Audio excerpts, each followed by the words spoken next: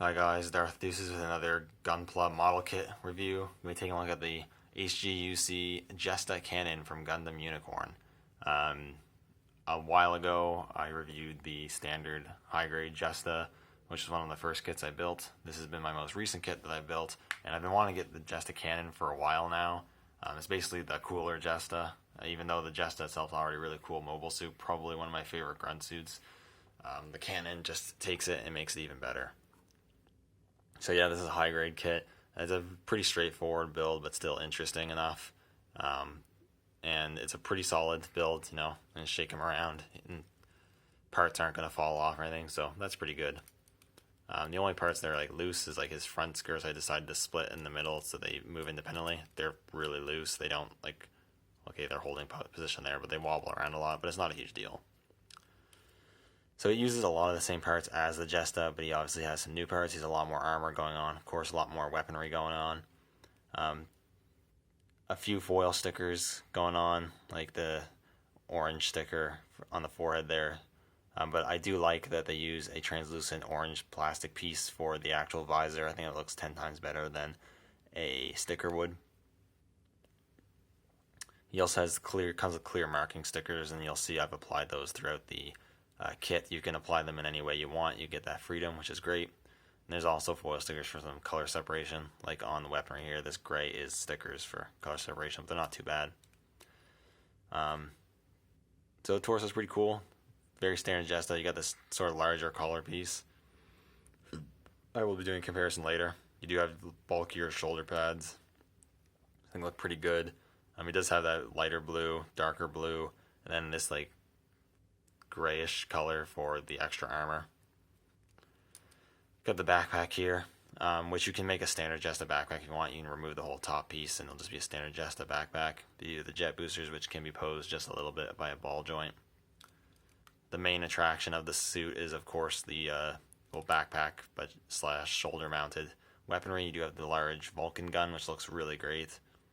And you do have the big, I think this is a beam cannon of some sort, which I think also looks pretty cool. They are on hinges, so you can move them pretty much all the way up. And you can move them down to about here, but depending on how far you move them, it does hinder kind of the arms. The arms will get in the way a bit, but you can get them going pretty much down if you want. I'm going to move them out of the way for now. And yeah, you got the shoulders, you got the forearms here. This has the extra magazines for the beam rifle stored on the forearm. They're not individual magazines, but they're there. That's a nice feature. On the other side, instead of having a beam saber storage like the original Jesta, you have this large armor piece or shield or something, which is pretty cool. Definitely adds the bulkiness of the kit. As you'll see throughout the legs, he has not only 2 grenade racks on the front, on the side skirts, but also has grenade racks on the legs and has additional knee armor, which is really cool. If I can get it to open, each grenade rack has the gimmick of being able to simulate it opening, and you can have it look like the Jesta is reaching for a grenade. The grenades are not individual, however, but it is nice to be able to have that display option.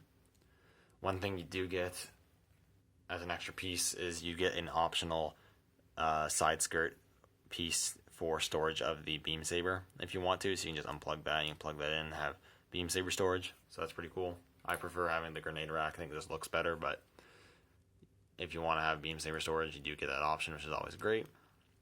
You have your standard kind of legs going on. You got these vents on the back, which are pretty cool. These have the same feature. You can make it look like they are opening, which is cool. And then you got the feet. There's not much else to talk about there. And overall, it's a really cool kit, really solid kit. And I absolutely love the bulkiness and obviously the emphasis on weaponry and more heavy duty suit. In terms of articulation, he's pretty good. He has a ball joint in the head. You can look up just a little bit, down a decent amount, a little bit of pivot, and you can rotate the head. The shoulders, there's a ball joint there. You can move them inwards a bit and back. Rotation there. You can move the arms out about this far without popping out the ball joint. A swivel at the bicep.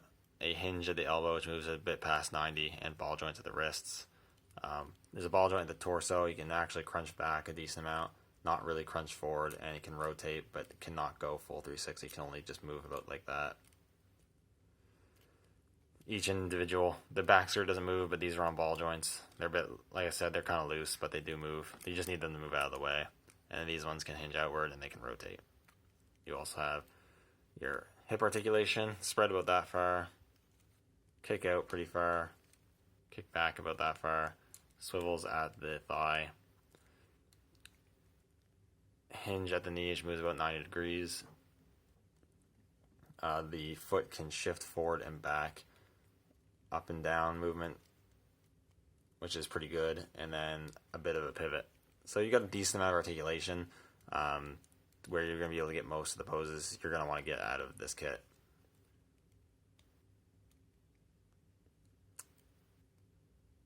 In terms of accessories, aside from what he has on him, I suppose, he does come with a decent amount of stuff.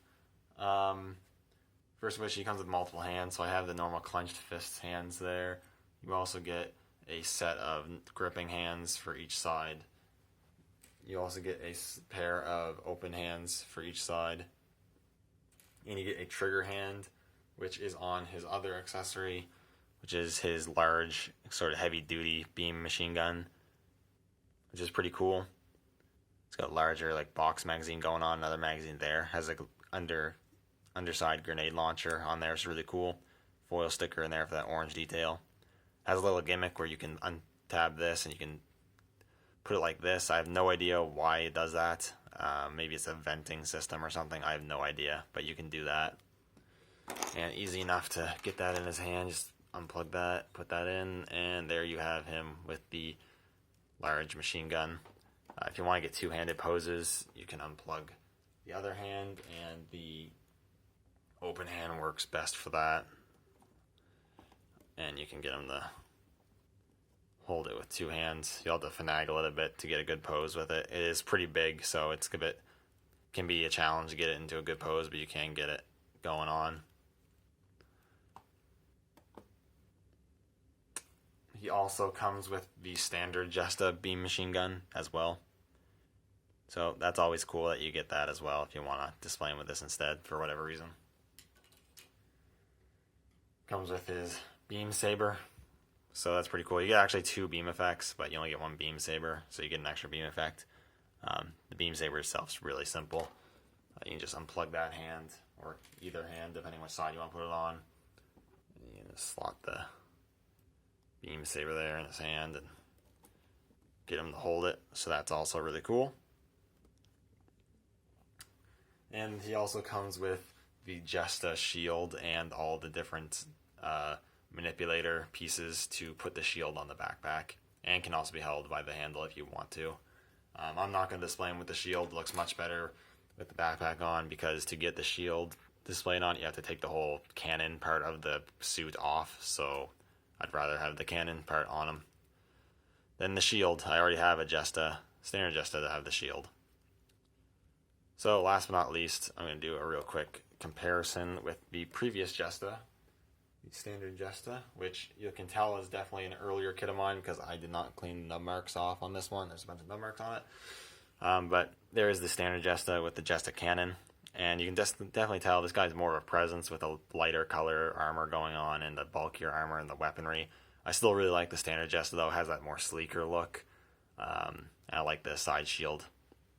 But you can see basically cannon is just added parts, and this is just a standard Jesta. I think they both look really good. They look really great together. I'm really happy to be able to display these two together. At some point I might get another cannon or another standard Jesta to have a little squad of them. I really like the look of them though. I like the special forces grunt suit. They remind me of the ODSTs from Halo.